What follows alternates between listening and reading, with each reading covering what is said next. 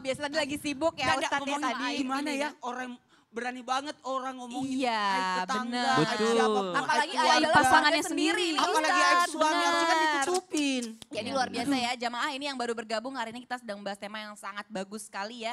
Yaitu aku pakaianmu bukan musuhmu. Masya Allah tadi di sebelumnya segmen sebelumnya tadi guru-guru kita sudah membahas ya bagaimana kita menyikapi nih ketika aib keluarga kita dibongkar oleh orang lain. Dan bagaimana peran kita sebagai wanita apa saja itu sudah disebutkan oleh guru-guru kita ya Masya Allah. Nah ini melanjutkan pertanyaan yang tadi kepada Ustadz Syam nih ya. Ustadz gimana nih Ustadz? Ini kan kadang nggak semua wanita nih ya tahu apa sih sebenarnya yang harus diomongin, apa sih harus yang boleh di-sharingin ke sahabat kita atau teman kita gitu loh. Apakah ini aib ataukah ini hanya untuk minta pendapat gitu loh, minta saran gitu. Nah ini apakah saja yang termasuk aib nih yang boleh dibicarakan kepada sahabat kita misalnya.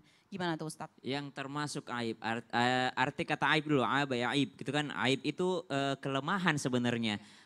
Arti dari sisi bahasa atau segi bahasa, aib artinya kekurangan atau kelemahan. Kalau dilihat dari secara istilah maka aib itu adalah sesuatu yang kalau diceritakan orangnya nggak suka gitu. Misalnya malu dia, malu karena diceritakan hal tersebut. Jadi apapun yang misalnya kalau ketahuan sama suami dia itu membuat dia malu maka itu adalah aib. Contoh misalnya masalah ekonominya, kemudian masalah ini maaf banget maaf kekurangan dirinya, kemudian kekurangan fisiknya misalnya kan dalam satu riwayat dari Abu Sa'id Al-Khudri seorang yang paling yang namanya paling buruk adalah seorang suami yang menggauli istrinya di waktu malam lalu di siang hari dia ceritakan sama teman-temannya gitu. Maka ini termasuk adalah kekurangan fisik.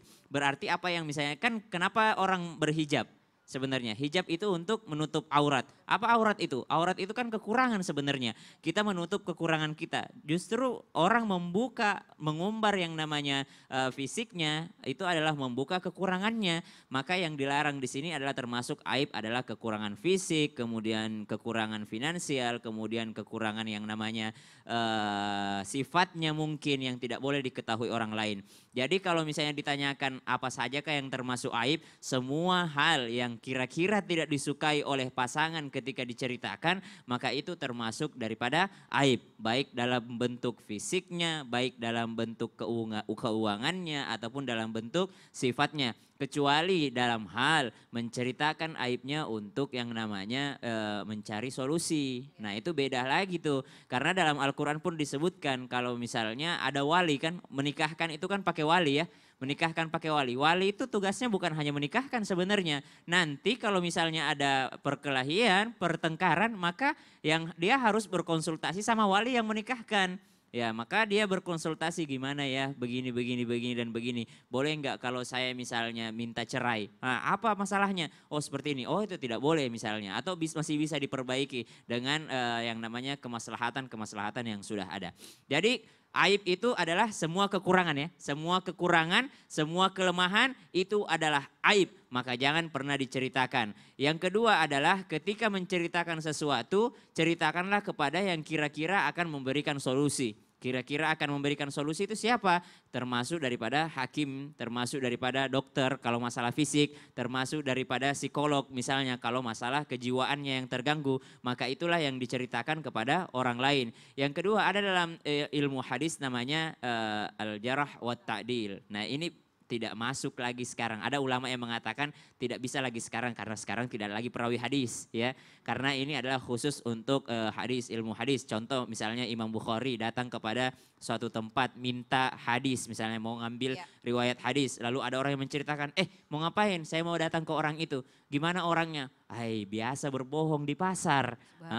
Jadi dia ya udahlah saya tidak ngambil hadisnya karena saya meragukan daripada periwayatnya. Atau misalnya kita baca hadis biasanya itu hadis ini tidak sahih karena salah seorang periwayat adalah pernah ketahuan berbohong. Misalnya dalam hal seperti itu disebut al-jarh wa ta'dil. Maka seperti ini bukan aib lagi, bukan ghibah, tapi yang namanya dalam hal ilmu pengetahuan. Cuma kalau pasangan maka tidak dibenarkan untuk yang namanya menceritakan dalam bentuk apapun itu. Dalam bentuk apapun Dalam ya. bentuk apapun itu, baik fisik, baik mental, baik keuangan ataupun itu. Nah Ustadz, tapi ini kan yang namanya sebuah rumah tangga pasti ada aja ya keceplosannya atau ceritanya. Nah ini bahkan lebih parahnya kadang suka cerita sama keluarga sendiri. Misalnya kayak nyeritain, ini ada juga nih misalnya teman aku ceritain aib-aib suaminya misalnya ke kakaknya atau ke mamahnya. Tapi kan jadinya jadi mengundang berantem kan. Apalagi kalau misalnya mereka jadi tahu keburukan suaminya. Nah itu gimana ya Ustadz untuk apa sih membaguskan nama suami kita lagi apalagi di depan keluarga sendiri gitu. Kalau udah terlanjur, Iya, nah udah terlanjur tuh gimana ya Ustadz? ya udah dibilang aja, oh, ternyata suamiku udah berubah sekarang. Masya Allah. Bilangnya ternyata udah Iya, berubah iya. sekarang. Ini tanpa bermaksud menggurui ataupun Iya. mengajari gitu ya. Masya Allah, terima kasih banyak ya Ustadz. Ya, sekali lagi ya jamaah yang namanya ini aja namanya udah aib ya. Jadi udah jelas itu kekurangan tadi yang disebut sama Ustadz Syam. Jadi benar-benar kalau kita memang mau minta saran tujuannya lebih ke ahli ilmu ya Ustadz ya. Ceritanya juga, jadi lihat-lihat juga nih siapa yang kita komunikasiin ya. Masya Allah. Nah ini langsung aja kita udah tersambung dengan salah satu jamaah yang mau curhat sama guru-guru kita semua nih. Ya silakan Mbak. Assalamualaikum.